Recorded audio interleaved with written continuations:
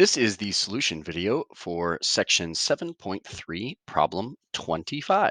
All right, so I have the integral from 0 to pi over 3 of sine of x over cosine squared x dx. All right, so there are a couple different ways that I could do this, but both are going to require you to do some manipulation. All right, so I'm going to use uh, a, uh, a I'm going to rewrite cosine squared as cosine x times cosine x. All right, so that means I have sine over cosine times 1 over cosine, right? And so I have the integral from 0 to pi over 3 of sine over cosine, which is tangent x, times 1 over cosine, which is secant x dx, right? Now, that's one way that I could do it. The other way that I could do it is with a u substitution of cosine.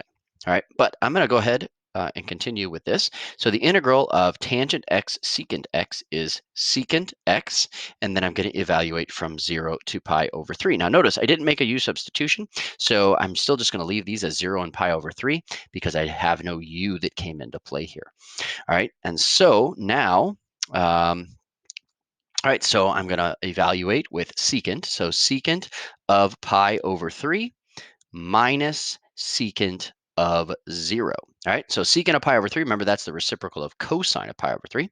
So cosine of pi over 3 is 1/2, so secant of pi over 3 is 2, minus the secant of 0. Remember that's the reciprocal of cosine of 0, which is 1. So 2 minus 1 is 1. And so my answer is 1.